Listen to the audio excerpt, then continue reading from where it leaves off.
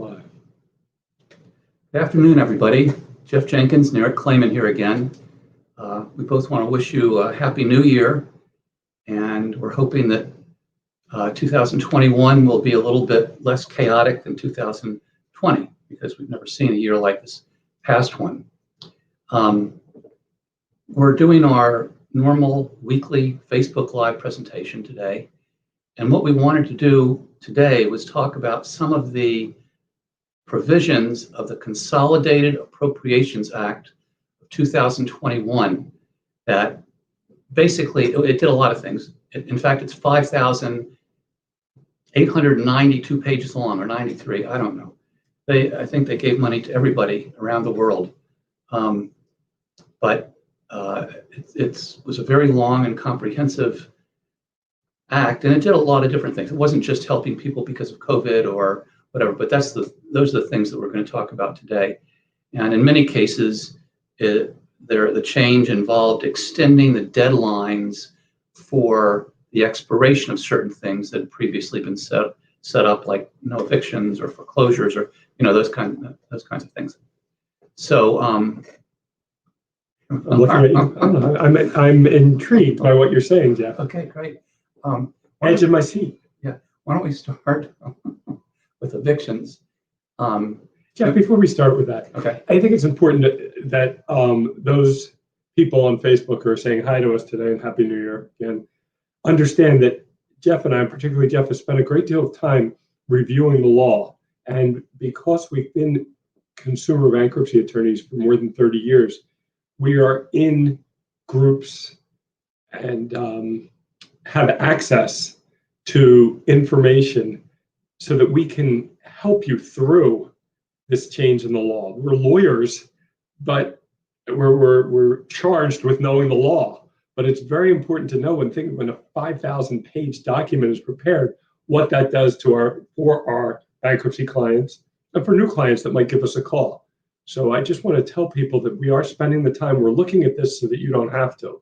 And I can't tell you either of us read all 5,000 pages, but because of the services that we use, the parts that affect our practice are highlighted to us. We don't know exactly how much money was given to the Sudan, perhaps, but we do know. I think Ethiopia got $150 million. Okay, but we do know about evictions, foreclosures, and the things that our clients expect and need to know from us. Right. So, Jeff, evictions, I think what we're going to, how we'll outline this. Let's start about, look, there are people that are concerned about shelter, and that's the most important. So I think you're right, starting with evictions and foreclosures, because shelter is so important. Yeah. Okay, we've talked, again, like I said before, we've talked about these things before.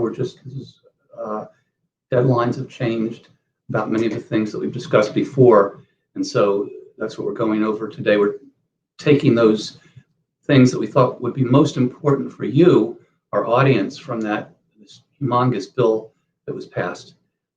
So first of all, evictions. According to the bill, there can't be any evictions until the 31st of January. It doesn't say where that came from. I would assume it comes straight from the bill. The bill was passed by Congress. It was signed by President Trump a week and a half ago. He signed it on a Sunday in sunny Florida. And so that's where that comes from. But you don't have to worry about that, because in New Jersey, evictions there's a moratorium on evictions, whether it's from the landlord or a mortgage company, until the 15th of March, 2021. And we talked about that before. So don't even worry about the thing from Consolidated Appropriations Act, because the New Jersey deadline, if you will, takes precedence, and it is certainly longer than the one from the bill. And just a little more about evictions. The Supreme Court, as we mentioned before in New Jersey, has said there can't be any landlord-tenant trials. You have to participate in a mediation if you're a tenant with your landlord, or you don't go, you don't go, or not. Yeah. Let's talk about this a little bit, okay? So typically before the pandemic, Jeff, if the landlord had a dispute about the tenant paying or otherwise, the landlord would file a summons and complaint, and through New Jersey's court, it's an expedited hearing. It's not like a typical trial where there's interrogatories and depositions and discovery as a trial date gets set up. And if you lose at that trial date, you're evicted sometimes 3 to 5 days after that. But now, due to the pandemic and due to what Governor Murphy has signed into law and the New Jersey Supreme Court, there's a couple of things. There are no landlord-tenant court hearings, but our clients are still receiving summons and complaint. And remember, whenever you receive a summons and complaint, you must talk to an attorney because you can lose rights if you do not respond to a summons and complaint. However, and we prefer you call us if it's a landlord-tenant dispute about payments that we can help you through to make sure you won't owe the landlord money or you stay there longer. That's what we do. We either get rid of the debt or we manage the debt through a plan, a Chapter 13 plan, to keep you there longer. So if you receive a summons and complaint, call us right away. Now, if you receive a summons and complaint now, there is no trial date. That's not an expedited hearing. Yeah, it won't have a date on it. Summons and complaint normally have the court hearing date on there. There will be no date because there are no court hearings for landlord-tenant. So instead, they're putting down these mediation hearing dates. And as Jeff said, you can participate or not. And quite frankly, they can't get a judgment against you. And remember, as we've talked about, and you can go on our jenkinsclaimant.com to listen to and watch previous Facebook pages where we've talked about this. But once there's a judgment of eviction, even a bankruptcy can't help much. So you definitely need to contact the attorney before there's a judgment. And nowadays there's mediation, but there's no judgment. You have to have court to have a judgment, and there is no court right now. So there are some certain exceptions, perhaps, certainly for commercial real estate, right? Yes, landlord-tenant court can take place for commercial real estate. Right. And then sometimes it can move forward if it's a question about, is it public safety and things like that. But if it's a general dispute about payments, and so many of our clients, good, hardworking people, have just been unable to pay their rent due to no fault of their own. See us if you receive a summons and complaint. We can help you. Yeah, at least we could talk to you about where things are when you see us, what the state of the law is. Talk about what we can do going forward. It would give you a lot of peace of mind. In fact, anybody that has a number of has financial difficulties will talk to you for free, and we can hopefully just kind of settle your fears down a little bit and maybe provide a plan for you going forward, about how you can take care of the problems that you're having. So, foreclosures. Fannie Mae and Freddie Mac, as we talked about before, are not any mortgage loans that are backed by Fannie Mae or Freddie Mac. There can be no foreclosure activity. Now the date is the 31st of January, 2021. And if it's a VA or FHA loan, no foreclosure activity until February 28th, 2021. And we mentioned before that,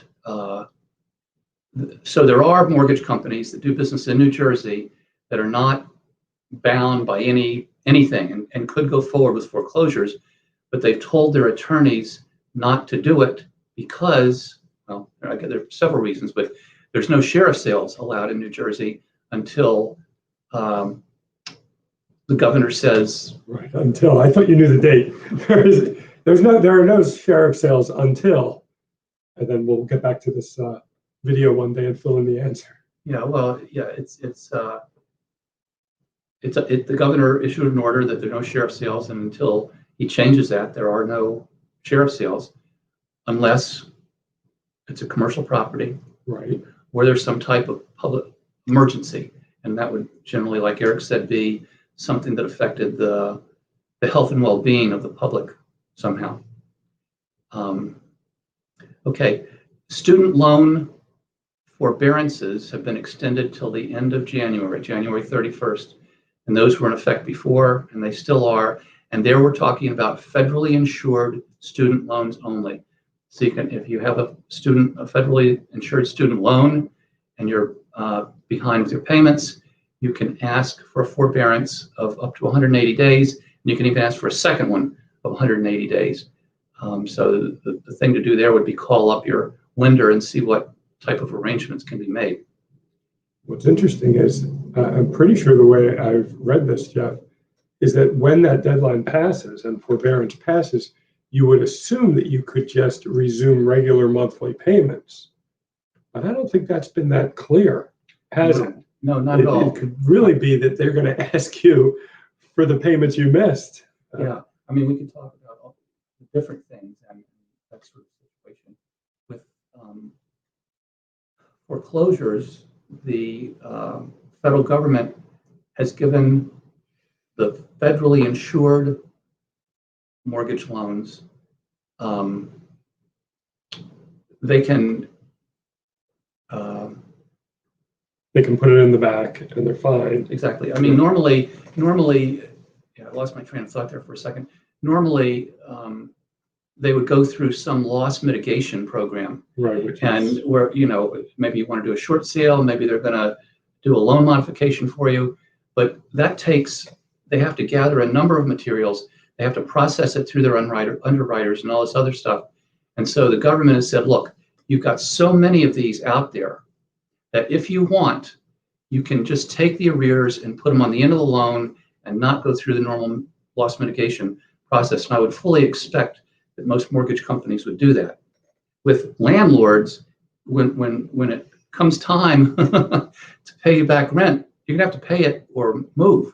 There's no special deals with landlords. And the same thing would be true of student loans, and that's what Eric was getting to, was that there's a forbearance there, but you still owe them, you're still gonna have to pay it at some point. This particular act had a lot of changes to the bankruptcy code. And I attended a seminar on that just yesterday, in fact. And for a bankruptcy attorney like me, it was fascinating. But for our audience, I don't think it would be. And I don't even know that it would be appropriate to mention any of the things that occurred, because it's the kind of thing where, you know, if you need to do a bankruptcy, you're going to come and see us, and we're going to be completely and totally versed on the bankruptcy changes in the Consolidated Appropriations Act of 2021, and we can guide you accordingly and do what needs to be done accordingly. And it was a lot of minutia, kind of. I mean, there were new rules, there were new forms, there were new fees, there were amendments to code sections, and it's nothing to be concerned about right now. There's still bankruptcy, it exists, it didn't change the basic bankruptcy concept at all. It's just a number of minor changes to the bankruptcy code. It's so interesting from a legislative perspective how that happens. Here, there haven't been many changes in the bankruptcy code in several years. And we may see some changes now with a new president and due to his... and we do want to talk about that. Yeah, we will. But here is a situation where where Jeff is talking about this Consolidated Appropriation Act 2021. We're supposed to deal with coronavirus, how we're going to help people. And there's pages about the bankruptcy code and pages about giving money to Ethiopia. And how does that happen? How does the bankruptcy code get amended because there's COVID? It's just so interesting. And that's why they're lawyers. A lawyer is a good profession to be, because the laws are always changing. And anyway, that's my little editorializing on that subject. So I don't know that we need to say anything else about bankruptcy law changes. The stimulus provisions of the bill, those are important, but yes, our audience probably understands what that entails. And because you read it in the news, not that the news is always correct, don't believe everything you read, but $600, if you make less than $75,000, or if you're a couple less than $150,000, you will get from the federal government $600 per person, $1,200 for a couple, and $600 for every dependent you have. The the president wanted to make it 2,000. Nancy Pelosi said she would go along with 2,000. And then Mitch McConnell said, well, that's fine if we add some more stuff in this bill, like it's not long enough already. But that's the deal on the stimulus package. And if you make more than those amounts of money, the amount that you receive would be graduated. It would be less than that. It's not like all or nothing. Right. But it probably, you don't have to go very far income-wise beyond those limits, and you wouldn't receive anything, I would think. And by now you should have your check.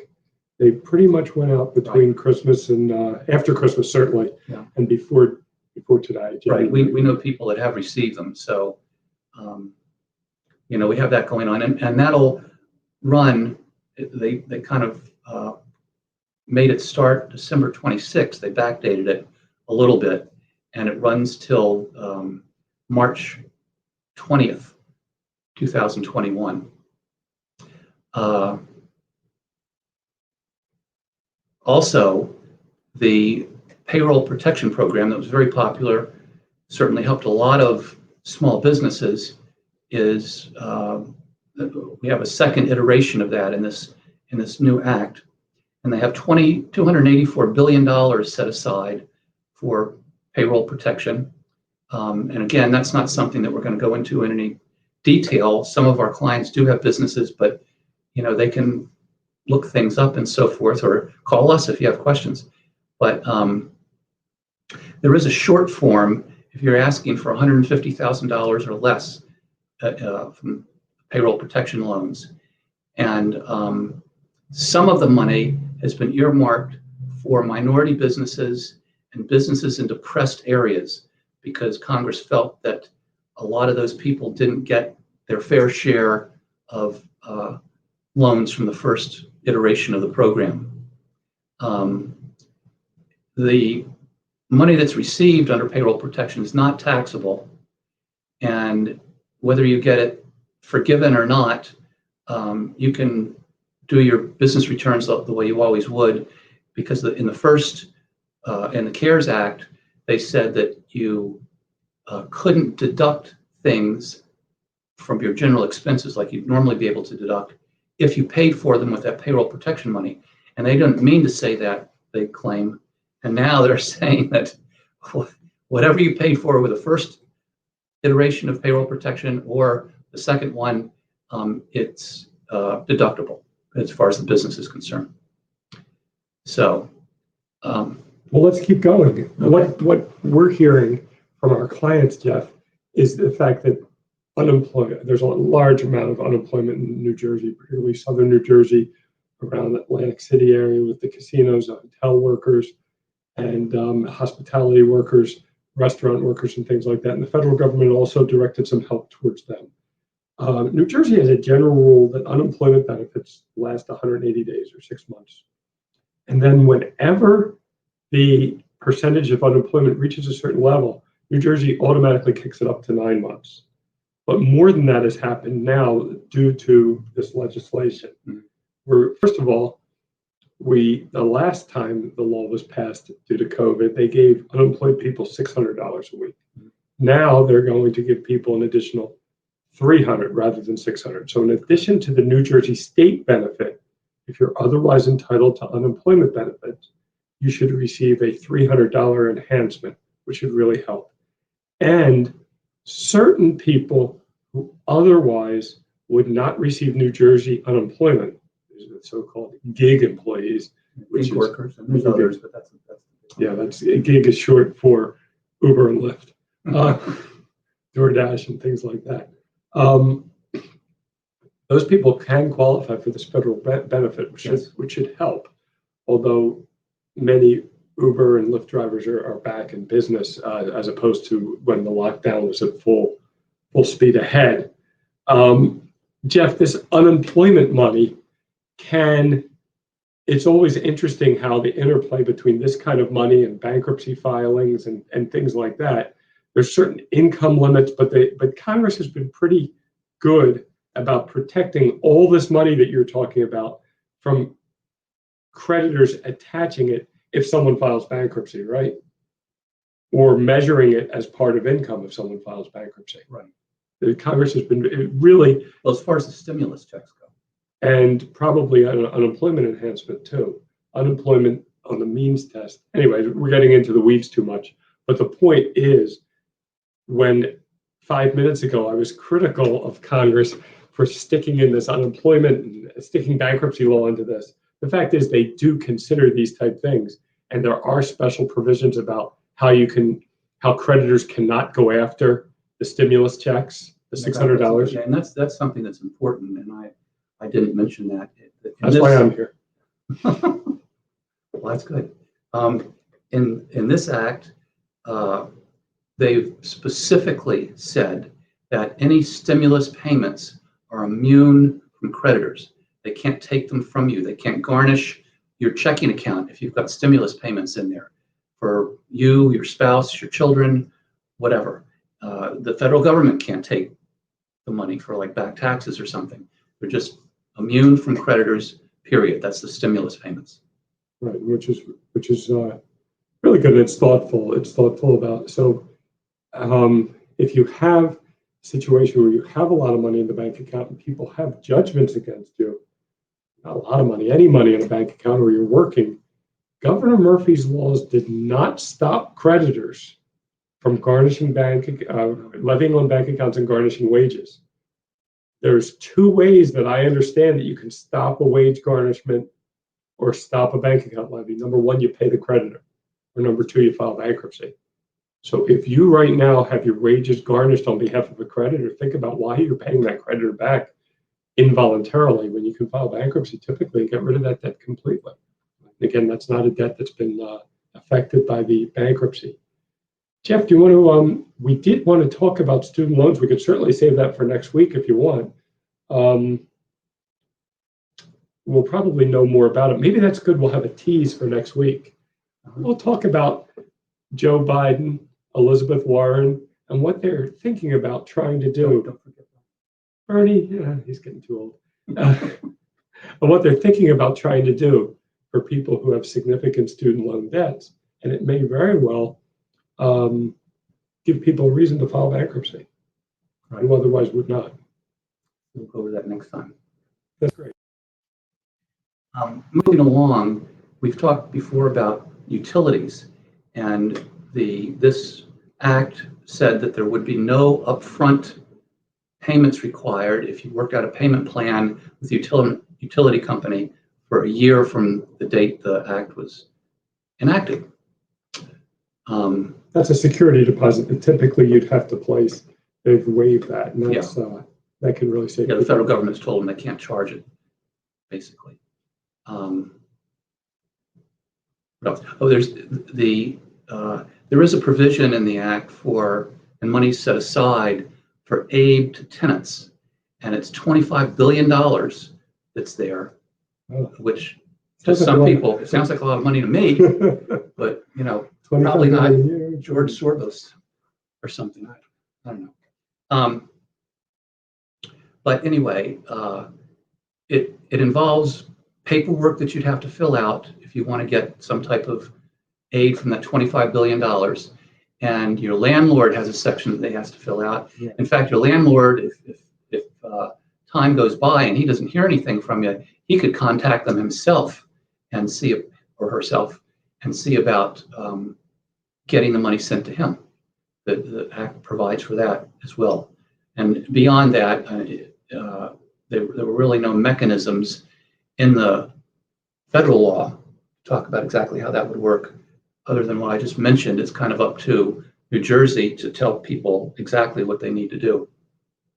And the number of people behind with their rent in New Jersey is simply staggering. Yeah, and $25 billion is the federal government giving the money to all 50 states. So it's really, that's right. You had some numbers you were going to say? Or? Yeah, well, I mean, in April, there were 29,000 landlord-tenant cases that were in the mill, and they didn't go any farther, so they're still there. And Lord knows how many have been added since then. I mean, it's a staggering number, a lot. And we are hearing cases where people have been helped with rent by charities, and the charities have stopped. Mm-hmm. It's been such a toll on the infrastructure of the charities that they just can't help with rent. So it's tough. If you are facing a possible eviction, have received a request for mediation or a summons and complaint, we urge you to speak to an attorney. As Jeff said several minutes ago, you can set your mind at ease. Knowledge is power, knowledge is strength, and knowledge will make you feel better. And we're here to give it to you.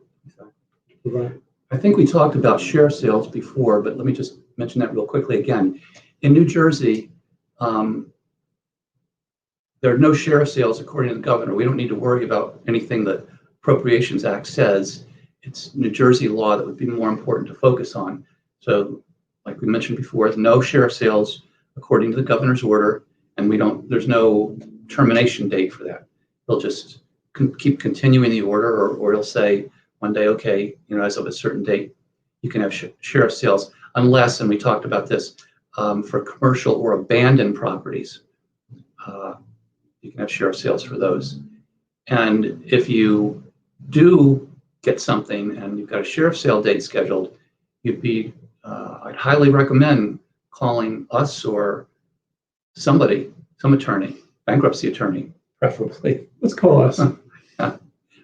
There's the phone number right there. Give us a call. Yeah, and we'd be happy to talk to you and tell you what's going on, and if you're in danger of losing your home, because we don't want you to see that happen. Anybody. So I think we're okay for today. I hope you enjoyed the program and got something out of it. It's, a lot of distillation to take things that we thought were appropriate for you to hear from this Appropriations Act and leave out all the other stuff about how much money Somalia got or whatever. So until next week at 2:00, when we have another program, I don't know what we're up to now, 30 programs or something. 30 programs, yeah, it's remarkable. We'll see you next week, and stay safe, and God bless. Bye-bye.